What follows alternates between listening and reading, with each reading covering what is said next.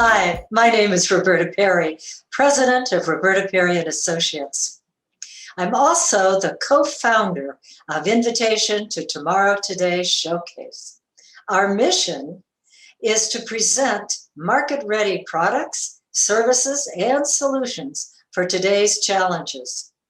Now, sit back and enjoy this month's showcase. Great pleasure that I introduce our guest speaker and presenter today, Carmen Zella. She is the mother, the inventor, just the diabolical person who came up with Luminex, which changed the feeling of community in downtown Los Angeles in early April this year, and has created a tremendous amount of energy and focus on the role of public art in, of all things, the public realm. But we're here today to talk about the role of public art as it relates to our feeling of well-being and our road to wellness. Her company, NowArtLA, is a fantastic organization that curates, that commissions art pieces, public art pieces, etc. But she also has a not-for-profit on which I serve as a board member, and I'm very honored to do so, that is trying to put forth more and more public art events in the public realm that everyone can have access to. These are not exclusive events. In any case, I'd like to turn this over to Carmen Zella and just get ready for wonderfulness all around. Thank you, Norma Lynn, and thank you to everyone from ITTT for having me here today. So yeah, I wanted to talk about public art and the wellness connection and how it profoundly affects all of us.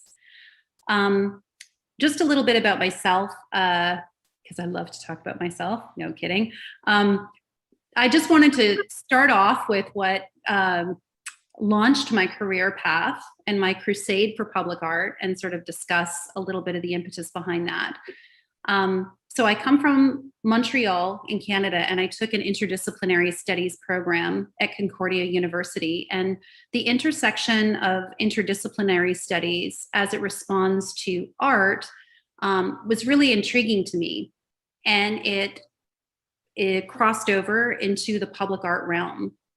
The public has a really grounding effect with real people, and public art supports cultural positioning and understanding. And so that cross-section of public art with wellness is something that has really intrigued me, but also been proven out through the projects that I've been doing over the last 15 years.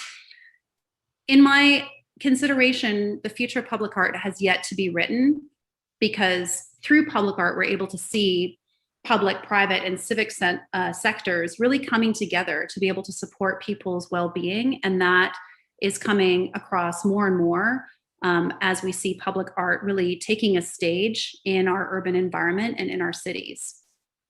So why Luminex? What Luminex was a response to coming out of the pandemic. And I think that it was a really great proof point, and even more so than a case study, it was an experience that for the people that participated and the people that were there for this particular event profoundly changed and repositioned public art for our community.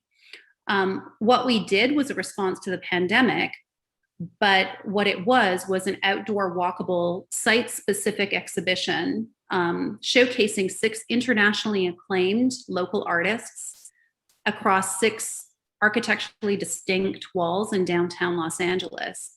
It was an outdoor environment, so it was very safe because the pandemic is still, continuing to be a reality in our communities. Rafiq Anadol, Nancy Baker Cahill, Sarah Rara, Carol Kim, Luciana Abbat, and Akiko Yamashita were the artists, and they're all museum quality, have shown all around the world, and proudly are local to our city of Los Angeles. So, Luminex was using the state-of-the-art projection technology from Panasonic, showcasing these incredible projectors And the importance about that is just that without the high quality, we wouldn't have been able to get the luminosity, the resolution that was really responsive to color, and really supported these artists' work and made it a jaw-dropping experience for everybody that showed up. The curatorial vision was to site-specifically anchor work that was connecting to people and reflecting on the human experience coming out of the pandemic. So each artist was tasked to create a unique piece responsive to that. And we didn't do this in a vacuum. There was a ton of research and studies that track our health and wellness and the connection with art, which was why creating a project at this point in time was not only a love note for me to the city of Los Angeles, but I felt a personal responsibility as a public art curator to really do something, because we had been in this vacuum without any cultural execution or experiences, both for the artists connecting to people, but also for people connecting to art.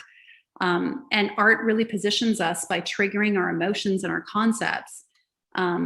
And that makes us feel human, and that really elevates our own human experience. I'm going to show a video after sort of giving that slightly brief explanation of Luminex so that everybody can see it for themselves.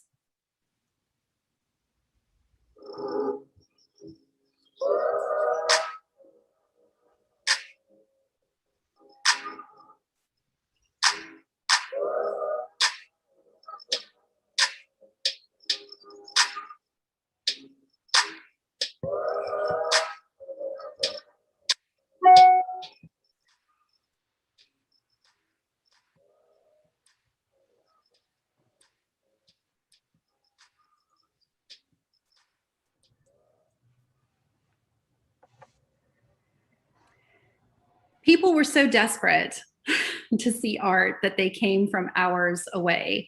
And I did a live video stream. So at the beginning of the event, I actually went around to each of the installations, and you can see the live video stream on the Luminex website, but it really gives you a tangible understanding of the excitement that was super palpable in the streets.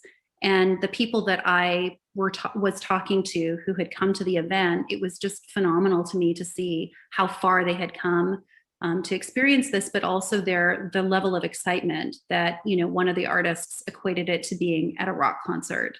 It was really amazing.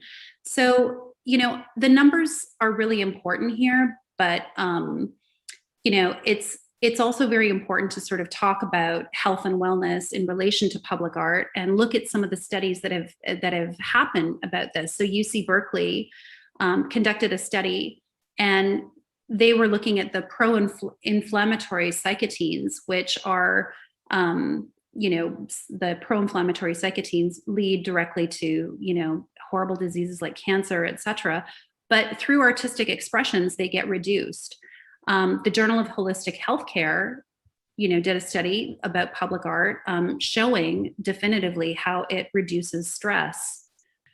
Americans for the Arts, as an organization, a national organization, highlight how public art provides a means for communities to express their identity and activate civic dialogue.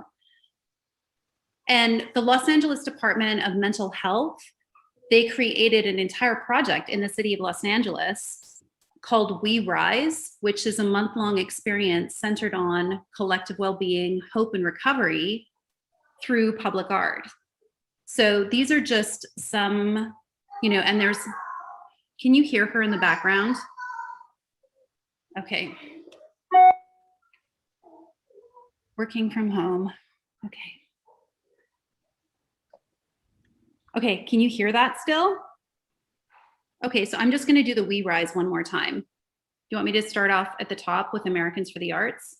No, you can start. You can go to We Rise. Okay, so We Rise is basically funded exclusively by the Los Angeles County Department of Mental Health.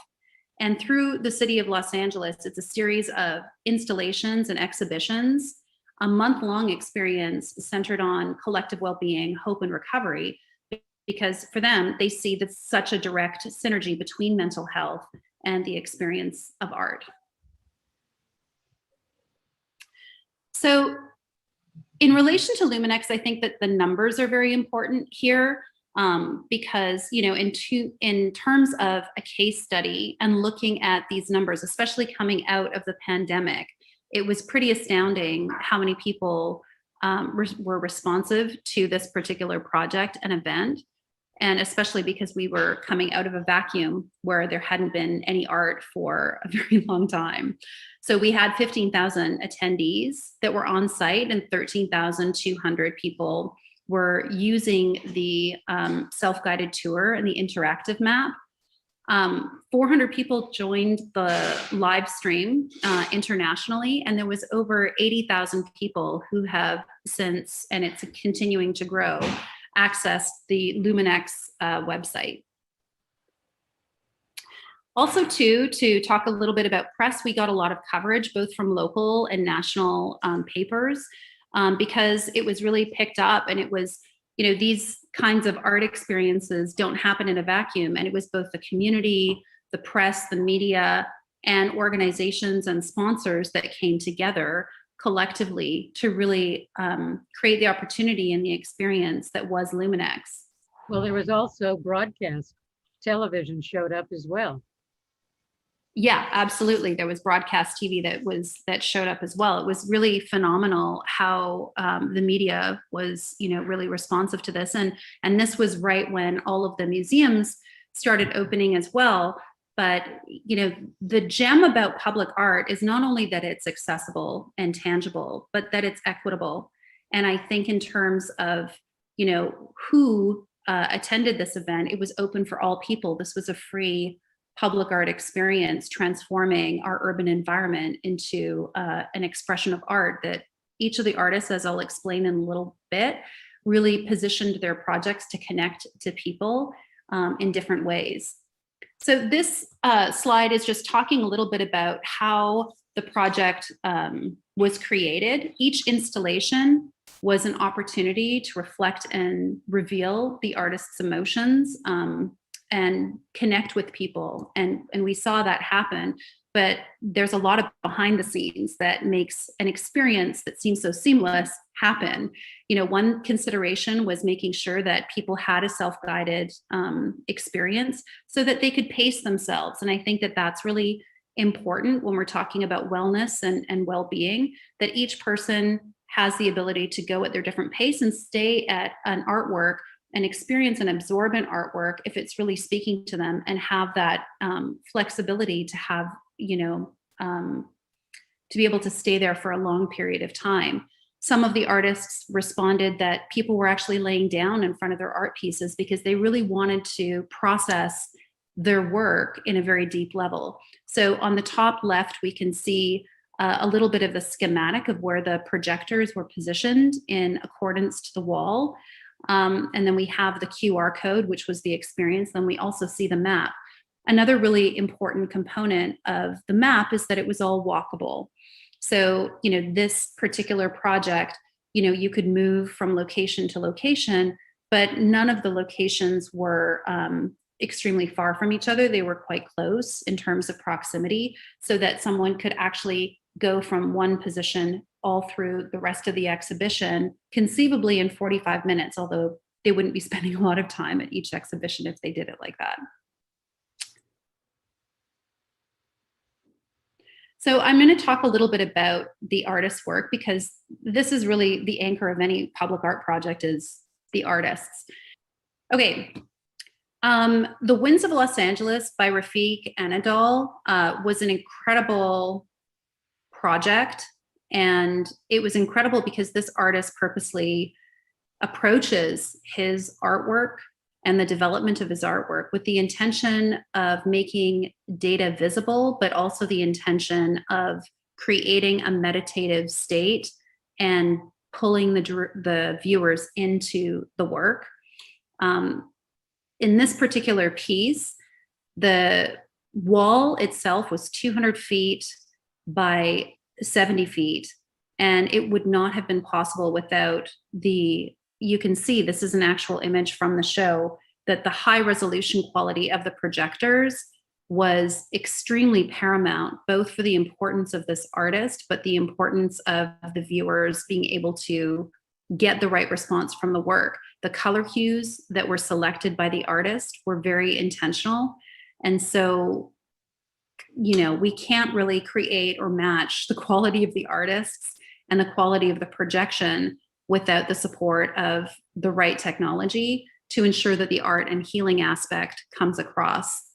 The artist uses his medium to aesthetically position and drive emotional understanding of data through his artwork. And we saw both in the sound that was accompanying the piece, which was by the LA Philharmonic, and the actual flow and rhythm of the motion and the graphics that were being presented, people standing in front of this piece for a very long time, upwards of 20 minutes at a time, just really feeling it. And I saw some people crying. I had this one beautiful experience of a houseless person who was across the street leaning on up against the wall, and we invited him in to experience the work. And it was very moving, you know, for me to absorb and watch his reaction to the piece. It was pretty incredible. So this was the project by Rafiq for Luminex. And that's an image of the artist in front of his piece. He was also extremely excited to be back into the streets. And also he was standing there the entire time, also watching and observing how people were reacting to his work, and was quite moved by that as well.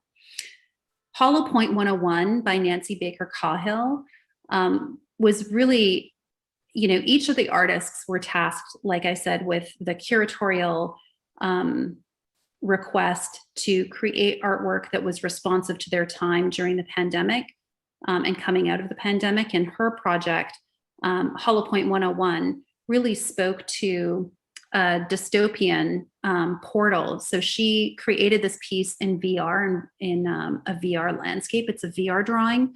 She also had an augmented reality aspect of the work so that people could move the portal around on their phones and have that 3D experience. But the black and white, the sound was really important to this project. And I think that's really where the connection with the emotional well-being came to pass, because it was almost like the sound was composed by originally and purposely for this project. And the sound drove the movement of the portal, and it was like shattering glass. And it was incredibly beautiful because it had this high resonance that drew people in. It was a pull, not a push. It really allowed people from a very great distance to get drawn into this work. And it was almost like going through a portal and seeing this light that was coming through the centerpiece on the other side.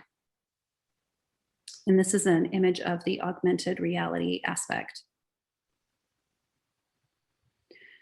Luciana Abad is a Latinx artist from Los Angeles, and she wanted to create an oasis in the middle of an urban jungle, downtown LA. And how she did this was she positioned a waterfall. It was a series of video images that she had accumulated over her travels across the globe into one single immersive experience.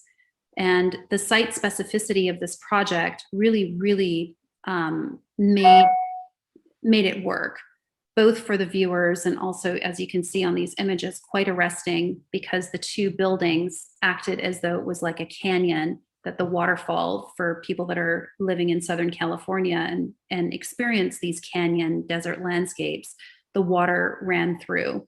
So it was talking about environmental issues of the drought or lack of water, but it was really a purification for those that were able to experience it.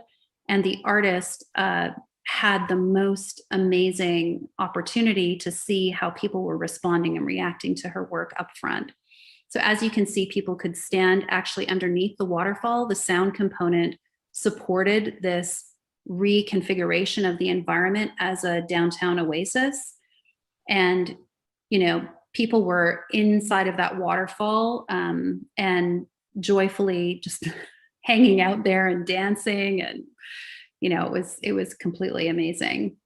Carol Kim is an artist, and she wanted to approach this particular building site, which has these voids in them, and create a live experience to reiterate the present moment.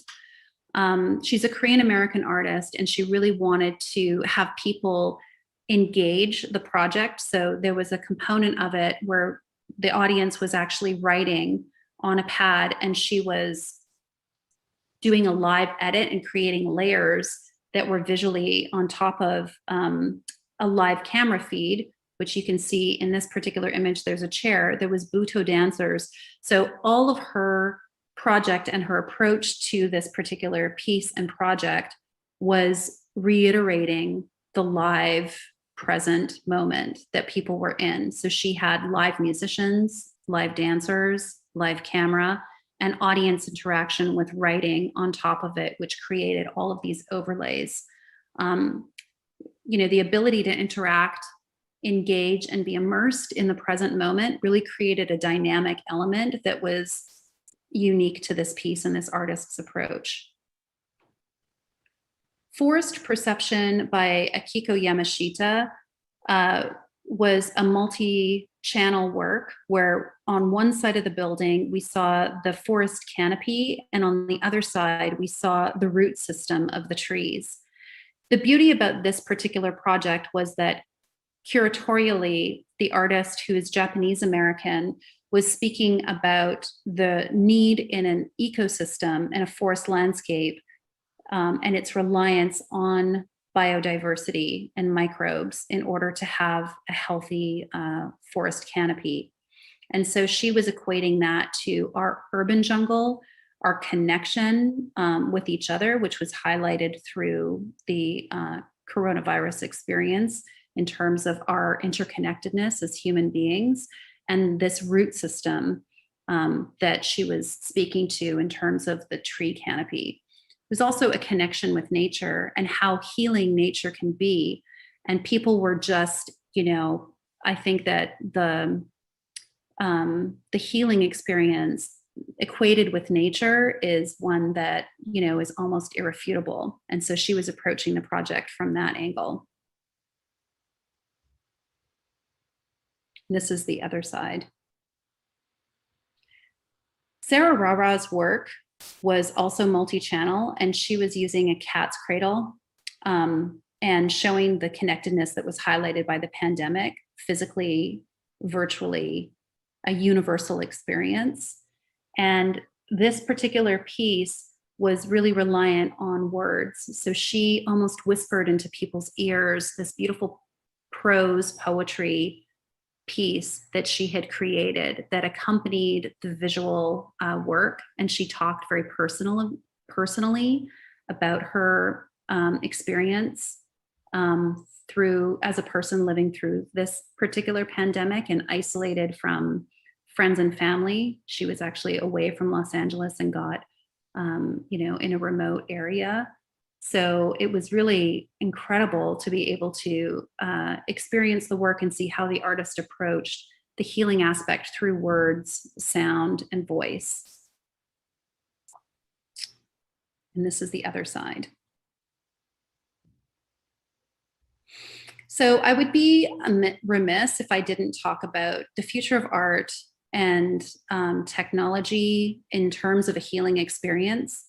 So what was really great, another aspect about Luminex, is that we see a proliferation of digital art and a re-understanding and reinterpretation of its importance in the art world, but also in public art.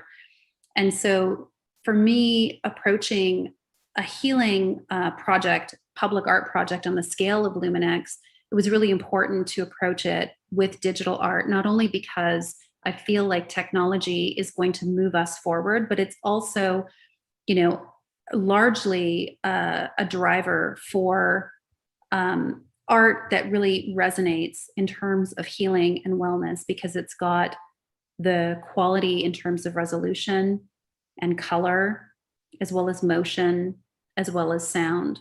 So the NFT craze that has been sort of taking over the art world, I think is a really good opportunity for us to reinvestigate technology and art and sort of position it in terms of our experience and possibilities in public art landscape, but also possibilities in terms of how art can really affect and approach people on a day-to-day basis and their well-being. Also, I wanted to, talk about some of the community responses, because I can talk all day about how I think Luminex was great and effective, but I also curated the thing. So I think getting some authentic community response is very important. We had a lot of people writing in, both residents, people that experienced it virtually, the artists' feedback, but community responses, and this is largely synthesized because there was hundreds of responses that came in through social media and our website. First time going out to see public art in over a year, and I cried. Blown away by NowArt's Luminex, so great to see LA coming back to life. And then businesses as well, as a revitalization effort in cities, I think that public art can really be extremely well positioned to support with that. Luminex brought large numbers of interesting people out of their homes and apartments and into the streets, parking lots, and open businesses. We would gladly participate in any upcoming events, and we're so honored to have our doors open for this one. The businesses that had their doors open were completely flooded with people looking at their products, their stores, eating in the restaurants, drinking, etc. Well, thank you, Carmen. One of the things that I would like to say, it's just sort of a footnote, is that I've worked in the built environment practically my entire career. And the beauty of this particular approach to art is that there's no destructive element of it whatsoever. It goes up, it comes down without affecting the actual environment. It's projected. It's not painted. There's no demolition.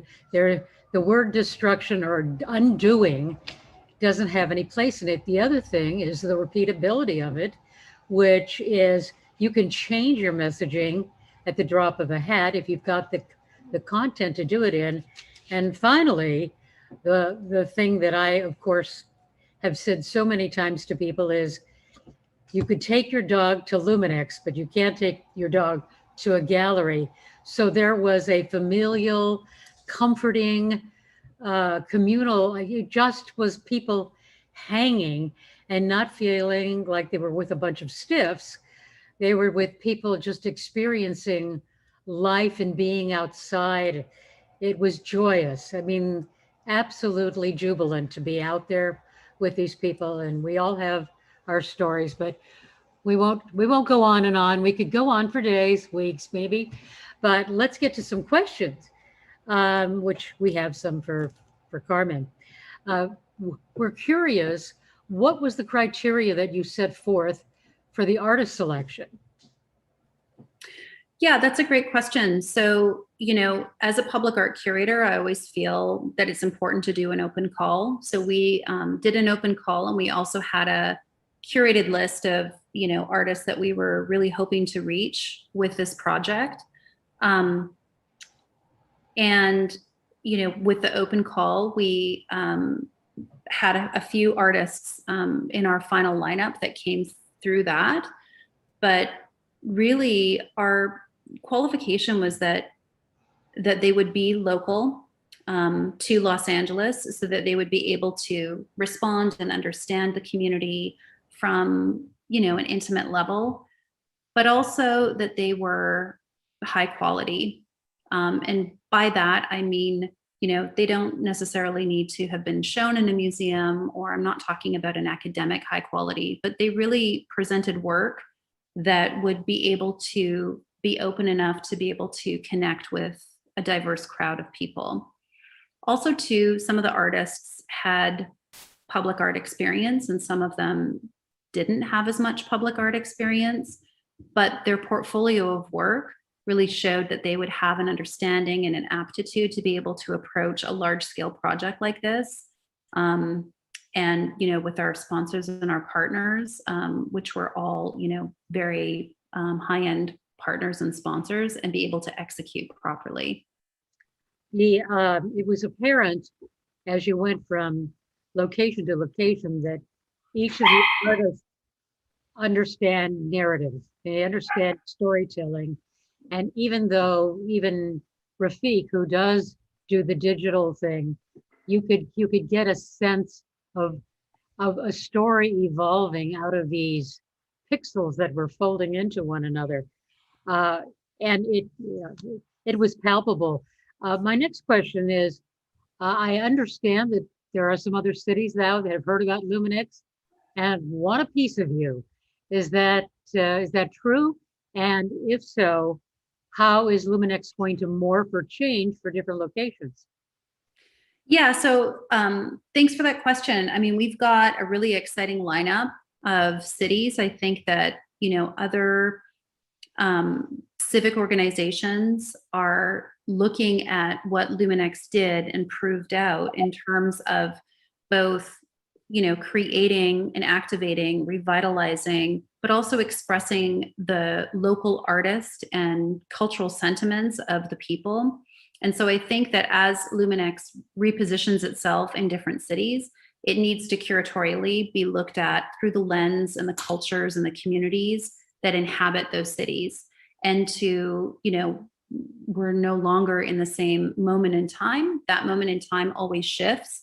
So I think effective public art really speaks to communities and subject matter and moments, and brings artists together that are locally, that work locally or have the same kind of understanding of the local culture.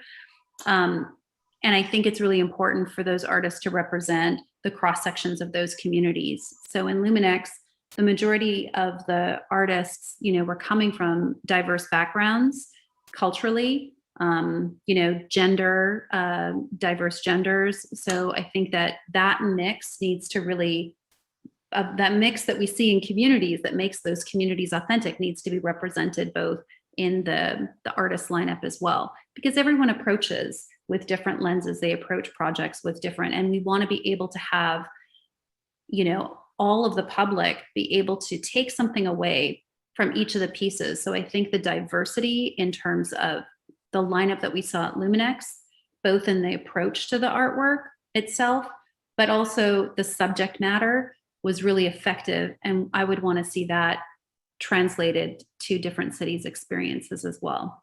Well, you and I have talked about this endlessly, perchance, but what just really came clear in this particular session that we're having right now is how many different ethnicities were shown. I did not realize Carol Kim was a Korean artist until just today, but I knew about Luciana, and Rafiq is from Turkey. I mean, everybody could see themselves in Luminex. Yeah, not that their work was ethnically specific, but that it had kind of a global purview that embraced humanity at its best. Well, I think maybe avoid was a little on the dark side, but still in all. And maybe all cities won't have that diversity, but I presume that you're going to at least aspire to have as many artists of different backgrounds as you can to make the narrative as diverse as possible. That would be true?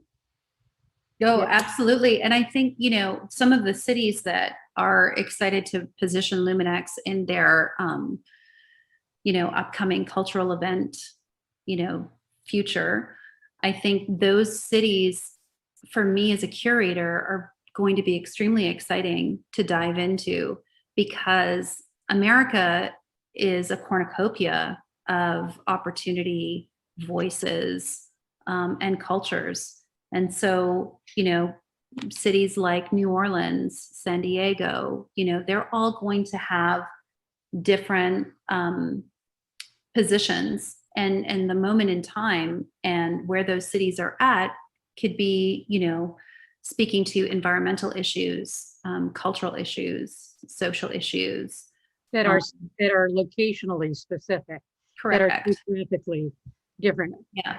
Um, And the artists that are coming from those communities, even if that's not the curatorial overview, are always going to embed little bits of that into their work on subconscious basis. And so talking about the health and well-being of artwork and how people respond to it, those subtleties always come across, even if you can't point your finger to it or put your mark on it. Like you were saying, they just somehow translate that naturally. well, we have been talking offline, you and I think that this would be the appropriate time to talk about the responsibility, or what does public art mean? Is it an opportunity to market? Or if someone is going to sponsor or underwrite a piece of public art, what should it deliver? Yeah. So the future of public art has yet to be written, because I think there is a big road ahead in terms of how we position public art. And in my viewpoint, what is the most effective public art is public art that people can relate to and that is responsive to the culture and the community in which it's site specifically located. Should also be responsive to the architecture and the site specificity, like native to where it's being positioned, technically, engineering wise, etc., where the sun is, etc. But really, it needs to have an emotional residue and provide the value add to communities outside of just the building that it's at. So you're right. I mean, oftentimes public art is looked at as a way to market.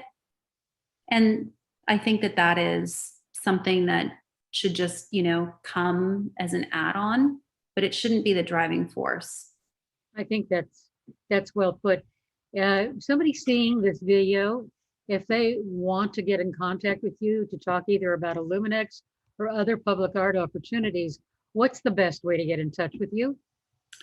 Through NowArtPublic.com, through the website. So just go to the website and they can fill in a contact thing. The contact information is on there. So it's info@NowArtPublic.com. And we're not really trying to do an infomercial here, but I have to say that if it hadn't been for Panasonic's fantastic technology, there would have been no Luminex. Or if we had had inferior technology, it would not have been the home run, the heartfelt slam dunk that it was. And it was that. And in fact, the city of Los Angeles, as I understand it, wants to repeat it again. And we're hoping that Panasonic will come to the table and support it again. But it's been a delight interviewing you, talking to you. And the women of ITTT are so pleased to have had you as part of our crew for this day and this presentation. Thank you so much, Carmen Zella. Thank you. And thank you to the rest of the ITT group. Thank you, everybody, for joining us today on this month's showcase. We look forward to having you back with us next month.